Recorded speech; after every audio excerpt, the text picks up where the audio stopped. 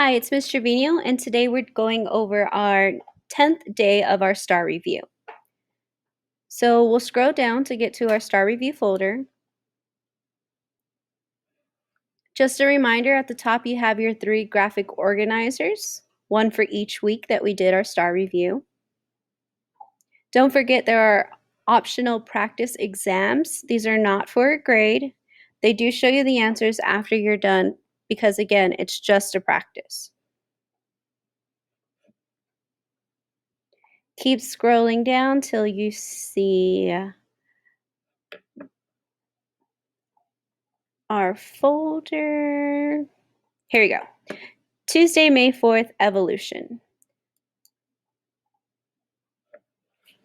At the top, you'll see all the notes that you need for this unit and some extra activities to review. Don't forget you can click on the folder and it'll take you to some extra videos, extra quizzes, games to review, and a website to look at.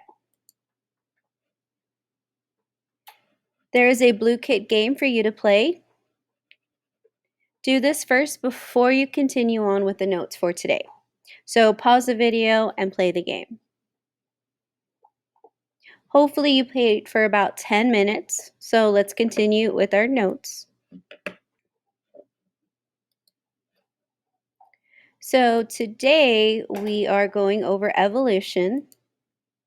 And this is just going to be a brief review because this was the last unit we ended on just before we started the STAAR review. So we're going to start with common ancestry, and this is the theory that all organisms descended from a single ancestor. And this is the whole framework for evolution. And there are 5 evidences of evolution. The first is fossil record.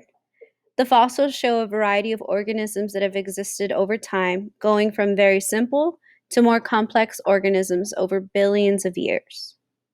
Biogeography indicates that organisms that live geographically closer are more likely to be genetically similar. We have anatomical evidence, and this shows structural similarities among different species that serve different purposes.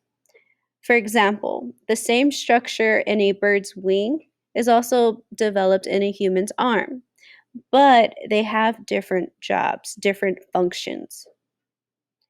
Then molecular evidence. This is when DNA and other molecule similarities between different species are very, very common. And lastly, we have developmental evidence, and this is where embryology takes place. We have embryonic and early developmental similarities between the embryos of different species. So I'm going to show you some examples, and I want you to take a guess at which evidence is going to support the example. Again, we have fossils, biogeography, anatomical, molecular, and developmental, which is embryology. So here we have the bone comparison between a human, dog, bird, and whale. This is an example of, hopefully you took your guess and you put anatomical evidence. Next, the proximity of like fossils that supports continental drift is an example of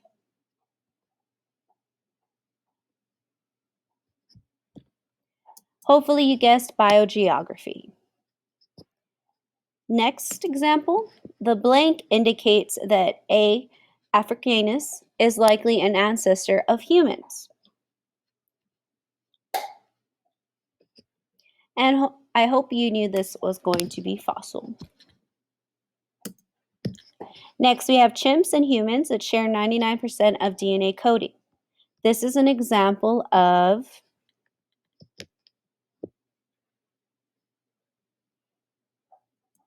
molecular evidence. Blank suggests that embryos of many organisms share similar characteristics.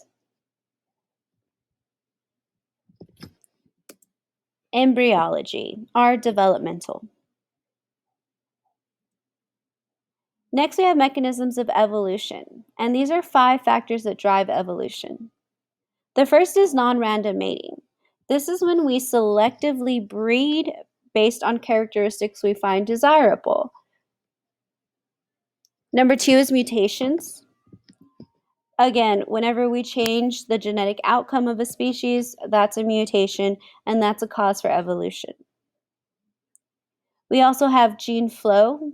This is when an organism migrates out into another population and it introduces a new allele. Genetic drift happens entirely by chance. It could either be a natural occurrence or because of human impact.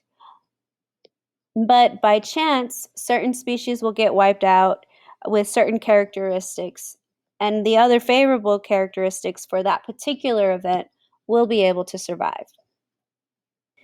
Next, we have natural selection, and this is what we call survival of the fittest.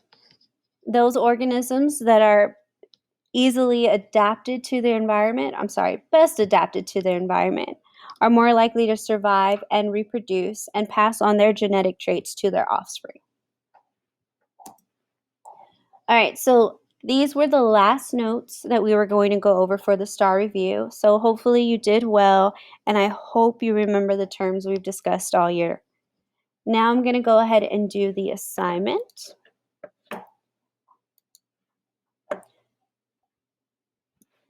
So before I start, make sure you've attempted this at least once before you look over the answers with me. You can go ahead and pause the video if you need to, so that way you can attempt the answers yourself. All right, let's get going. The image shows part of a humerus bone in different genera of primates. Which statement is best supported by the observable structures of the different humerus bones? The first one says the primates shared a common ancestor. The primates lived on similar environments.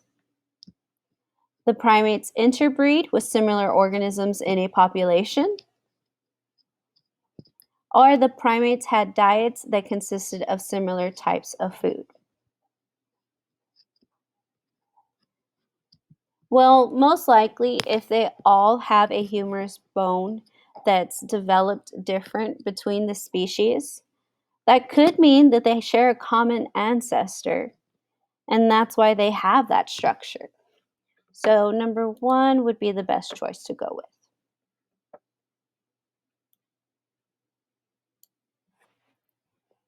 Number 2, scientists can determine relatedness among organisms by comparing partial amino acid sequences.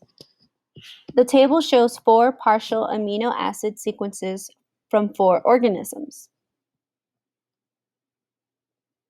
Which organism is the least related to the other 3 organisms?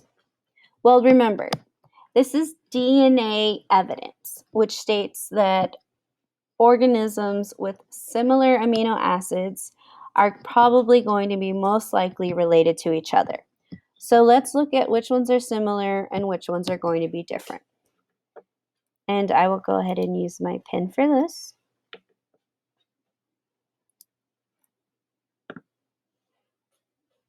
So looking at these organisms, right away I notice LEU as the amino acid.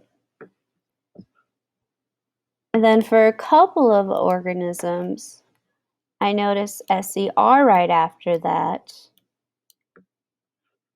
And then I notice GLU. So these are the amino acids I see that they have in common. And remember, they do have to be in the correct order. So which organism is the least related to the other 3 organisms?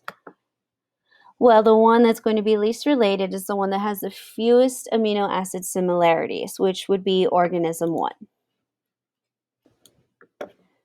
Let's go to number 3.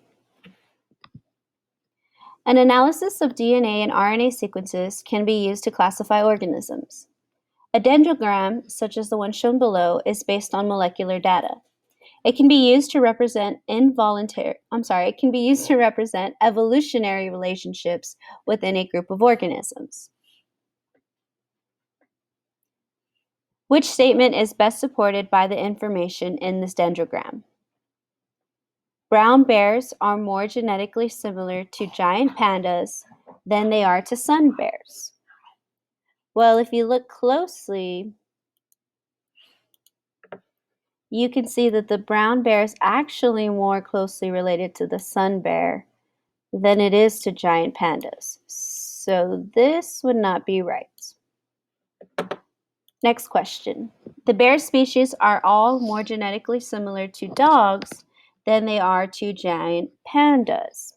So it is saying that all of these are going to be more related to a dog, when in actuality, they're all more related to each other. So this is not right.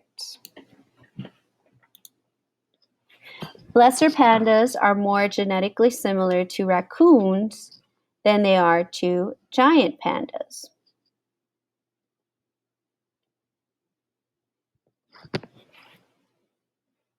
Here we have lesser panda. Where's my pen? And here we have raccoons. And here we have giant pandas. And this is actually true. Lesser and raccoon are more closely related than they are to giant pandas. Finally, let's go to the last one. Lesser pandas are more genetically similar to giant pandas than they are to raccoons. So here we have a lesser panda, giant panda. This one actually just goes against this. So we're just going to cross that out because we already know a lesser panda is more similar to a raccoon. So this would be our answer choice. Number 4. The diagram shows light and dark colored beetles that live in a tree. Which result is most likely to occur to the beetle population due to predation over time? So this question deals with natural selection, survival of the fittest. Those that are best suited to the environment will be able to survive and reproduce. So looking at this diagram, I can tell already that it's easier to spot the dark beetles against the light tree than it is to spot the light beetles. So I know the predator will most likely pick the dark beetles because they're easier to spot. Let's read our answer choices and see which one goes with that description. The first one says the number of light-colored beetles in the population will increase. Light-colored, increase. Yeah, that can be true. Since they're able to blend in with their environment, they're most likely to survive and reproduce, therefore increase. There will be more dark-colored beetles than light-colored beetles? Probably not, because it's easier to spot the dark beetles, so they're most likely going to be eaten. The number of light-colored beetles will decrease? Well, no, the dark would, but not the light. The light would not decrease. The dark-colored beetles will move to a different type of tree. Hopefully that would happen, so that way the beetles can survive, but there's no way to know if the beetles can move to a different type of tree. So the most likely response would be the first one.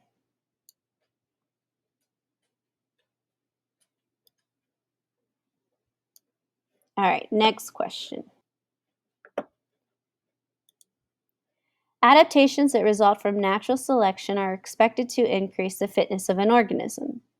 In terms of natural selection, which of the following best describes fitness? So we're focusing on natural selection, and which term describes fitness?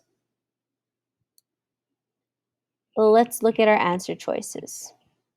Being among the strongest organisms of a population. Well, strongest doesn't necessarily mean you're the best adapted to survive. Sometimes the strongest isn't needed for a particular type of environment. So we'll put a maybe on that one.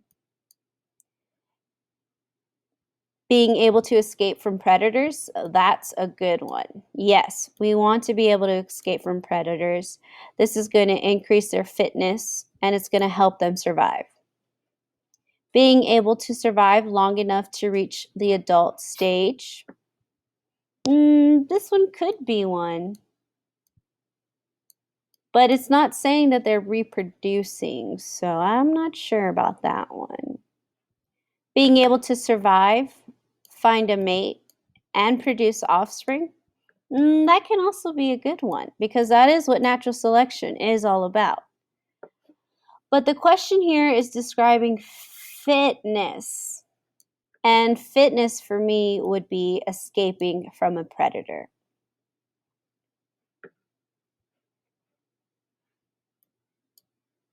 All right, let's go to the next one. A prey population consists of individuals with a variety of running speeds. The adaptation that allows some of these animals to run fast would be an example of natural selection if it helps them. Let's look at our graph. We have variation of running speeds from slow to fast. Here we have running speed of a predator. And here we have prey animals better able to survive. And here we have the number of prey animals. Again, the adaptation that allows some of these animals to run fast would be an example of natural selection if it helped them. So we want natural selection.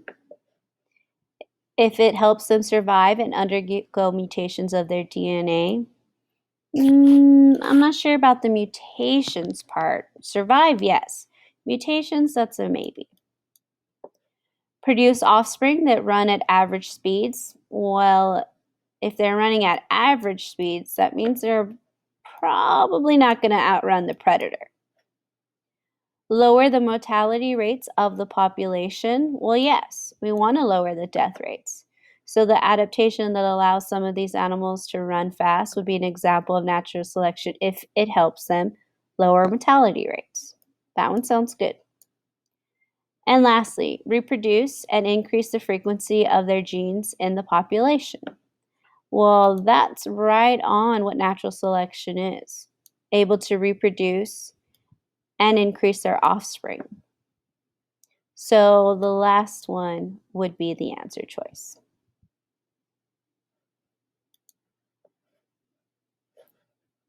Number 7. Surtsey is an island located on south of Iceland. The island was formed by a volcanic eruption that first appeared in 1963. The table below contains descriptions of changes in a population and diversity of species on Surtsey. We have different descriptions, and we want to know which of these lists the description in the correct order of ecology succession in Surtsey. Well, this is called asking about succession, which we didn't talk about today. We talked about the other day, so sorry about that. We want to know the correct order of succession. Remember, it always starts with either bare rock, if it's primary, or straight to grass.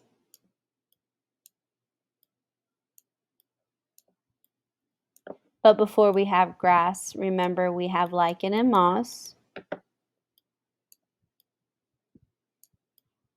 And then from grass, we can go to shrubs and plants. Then we can go to trees. Then if we wanted to, we can go to animals, but we don't always need to have animals to reach the end of succession.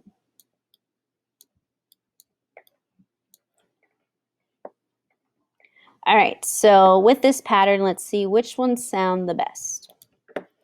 Sea lime, grass, sea rockets, oysters, plants, and other vascular plants appear.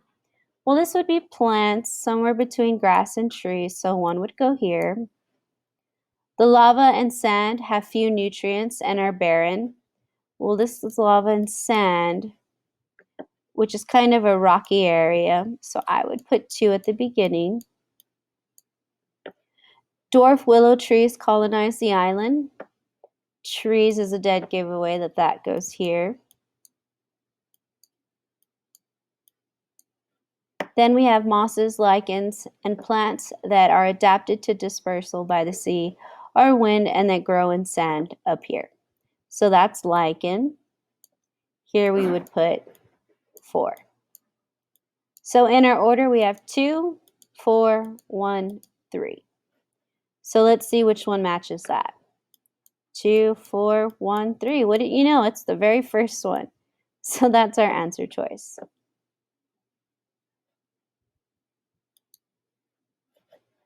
Let's go to number 8. The graph below shows the changes in the number of species in an ecosystem.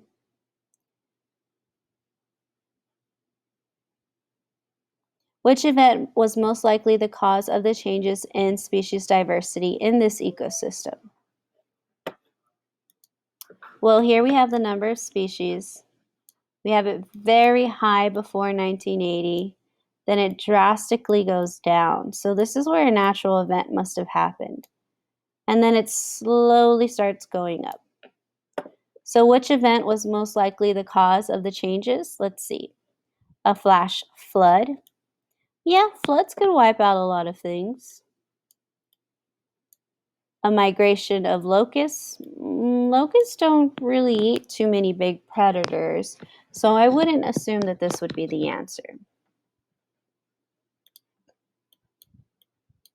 A small tornado. A tornado can cause a lot of destruction in plants, not necessarily animals, but not as much as a flood. So let's mark that one out. A large volcanic eruption. Well, that would knock out everything entirely, which we still have some, so I don't think that would be a great answer choice. We're going to go with a flash flood. Also, a large volcanic eruption would be primary succession, and that doesn't take place in a matter of a decade. It takes a lot longer than that.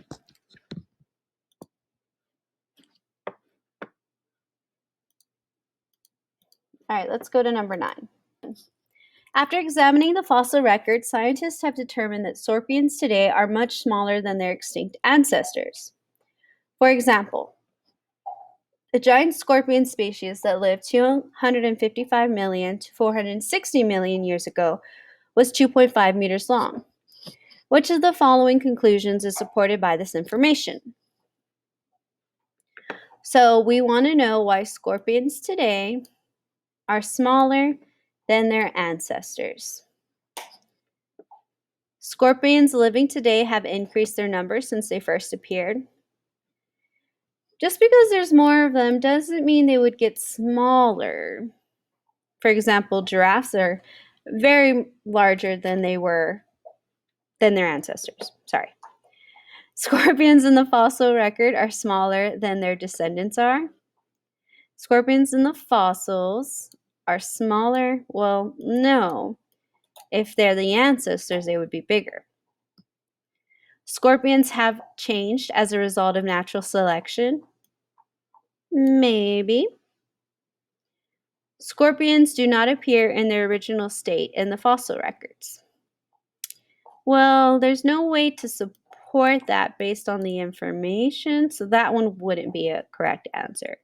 We're going to go with 3. This is a result of natural selection. The smaller ones were able to survive.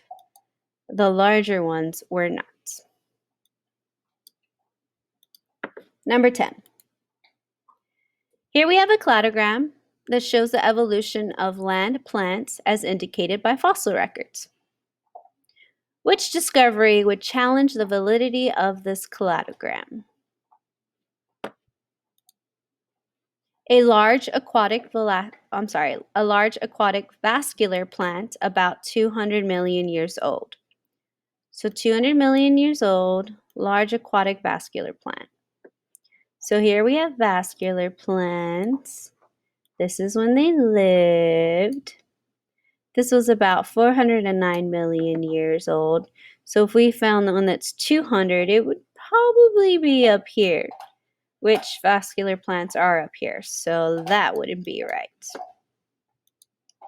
A moss species that has existed for less than 380 million years old. Moss less than. Whoops, didn't mean to click on that.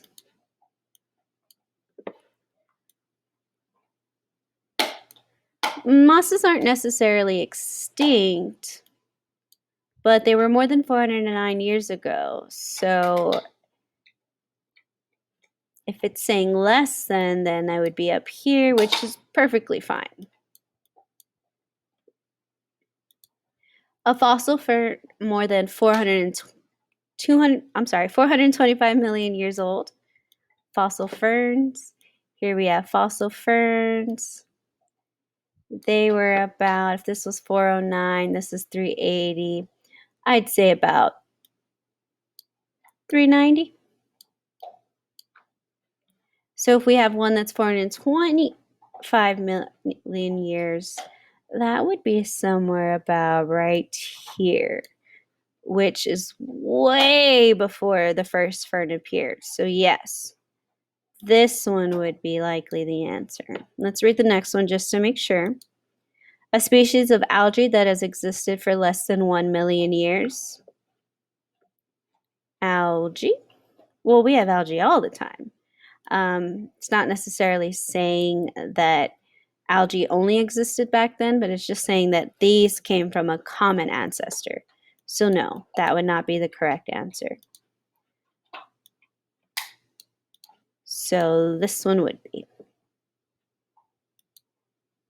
All right, let's go to number 11. Almost done. This diagram of the fossil record represents changes in mollusks over millions of years. How can the pattern of change in the fossil record best be explained? Well, here we have time going up. So we can see that they're a lot smaller. Then they're growing larger and larger. So we're going from small mollusks to big. Let's see why that happened. The mollusks were not well adapted to their environment. The length of the mollusk shell changed gradually over time, and the mollusks were in the original population had small shells died over a period of many years. Well, this is saying gradually over time, but this is rapid change, so that's not right. The mollusks were adapted to their stable environment. A large sudden change occurred in their environment. After the change, the mollusks with the bigger shells were better adapted for the new environment. That could be. It was a large sudden change. Bigger shells were better adapted. I like that. Let's keep going. The mollusks were well adapted to their environment. Humans introduced a new species that was not adapted to this environment. That introduced mollusks outnumbered the native. This could be one. But let's keep reading. The mollusks were well adapted to their stable environment. The mollusks hybridized with smaller species. And then we have a new species with a bigger shell. So both of these talk about new species, but these to me look like the same species, just larger. I would still go with the second one as my answer choice. I would not go with the new species.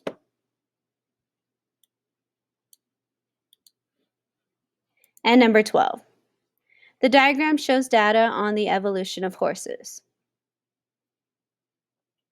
The data in the diagram is evidence that, well, in this diagram, we can see that we have very small horses 60 million years ago and very large horses 3 million years ago. So as time progressed, size also grew. Let's see which data best matches this. Horses have a common ancestry with other hooved animals. This really isn't talking about other hooved animals. It's really mainly focusing just on horses and how they've evolved over time. A new species of horses suddenly appeared. This didn't suddenly happen. This went from 60 million years to 3 million years. That's not sudden. Horses slowly developed over time. Hmm, yeah, we could say that they developed over time. They did, grew slightly large. Horses have similar stages of rapid embryonic development. Well, we're not talking about their embryos. So the third one would be the best answer choice. All right, so that was all 12 questions. So if you need more help, make sure you look at the extra notes. Go ahead and finish your graphic organizer and submit week 3 as soon as you're done. If you have any questions, please let me know. Have fun studying.